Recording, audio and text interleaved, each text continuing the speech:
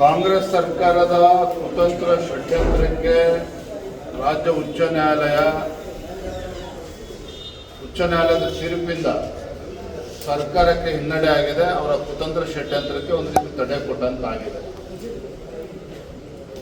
ಮತ್ತೊಂದು ಕಡೆ ಸಿದ್ದರಾಮಯ್ಯ ಸರ್ಕಾರ, ಕಾಂಗ್ರೆಸ್ ಸರ್ಕಾರ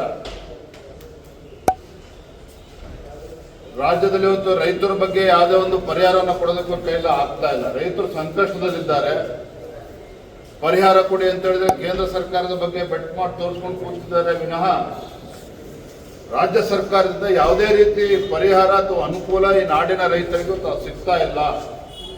ಇದು ದುರ್ದೈವದ ಸಂಗತಿ. ಒಂದು ರಾಜ್ಯ ಸರ್ಕಾರಕ್ಕೆ, ಮುಖ್ಯಮಂತ್ರಿಗಳಿಗೆ, ಕಾಂಗ್ರೆಸ್ ಸರ್ಕಾರಕ್ಕೆ ರೈತರು ಸಂಕಷ್ಟದಲ್ಲಿದ್ದಾಗ ರೈತರ ಸಂಕಷ್ಟಕ್ಕೆ ಸ್ಪಂದನೆ ಮಾಡೋದಕ್ಕೆ ಸಾಧ್ಯ ಆಗೋದಿಲ್ಲ ಅನ್ನೋದಾದ್ರೆ, ಈ ಸರ್ಕಾರ ಈ ರಾಜ್ಯದ ರೈತರ ಪರವಾಗಿ ಬದುಕಿದ್ದು ಕೂಡ ಸತ್ತಂತಾಗಿದೆ. ಸರ್ಕಾರ ಯಾವುದೇ ಅಭಿವೃದ್ಧಿ ಕೆಲಸ ಆಗ್ತಾ ಇಲ್ಲ. MLAಗಳು ಪರದಾಡ್ತಾ ಇದ್ದಾರೆ, ಶಾಸಕರು ಪರದಾಡ್ತಾ ಇದ್ದಾರೆ.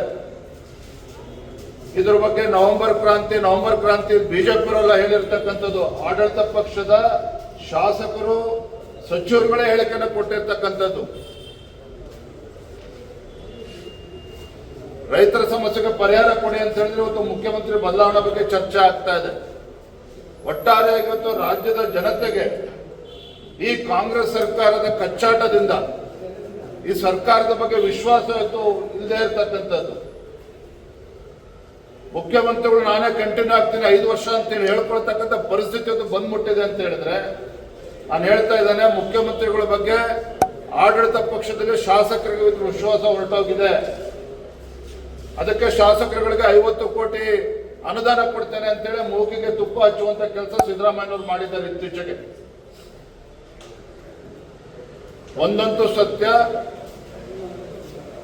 ಮುಖ್ಯಮಂತ್ರಿಗಳು ಸಚಿವ ಸಂಪುಟದ ಸದಸ್ಯರ ಒಳಜಗಳದಿಂದ ಮುಖ್ಯಮಂತ್ರಿಗಳ ಬಗ್ಗೆ ವಿಶ್ವಾಸ ಹೊರಟೋಗಿರೋದ್ರಿಂದ ಇವತ್ತು ಆಡಳಿತ ಅಂತಕ್ಕಂಥ ಸಂಪೂರ್ಣವಾಗಿ ಕುಸಿದು ಬಿದ್ದಿದೆ. ನಾನು ಹೇಳ್ತಾ ಇಲ್ಲ, ಸ್ವತಃ ಒಂದು ಜವಾಬ್ದಾರಿ ಸ್ಥಾನದಲ್ಲಿರುವಂತಹ ಗೃಹ ಸಚಿವರು ಜಿ ಪರಮೇಶ್ವರ್ ಅವರೇ ನೆನ್ನೆ ದಿನ ಹೇಳಿದ್ದಾರೆ, ಹೇಳಿಕೆಗಳನ್ನು ನಿಲ್ಲಿಸದೆ ಹೋದ್ರೆ ಇದು ಪರಿಣಾಮ ಆಡಳಿತದ ಮೇಲೆ ಬೀಳ್ತಾ ಇದೆ ಅನ್ನೋದನ್ನ ಪರಮೇಶ್ವರ್ ಅವರು ಒಪ್ಪಿಕೊಂಡಿದ್ದಾರೆ.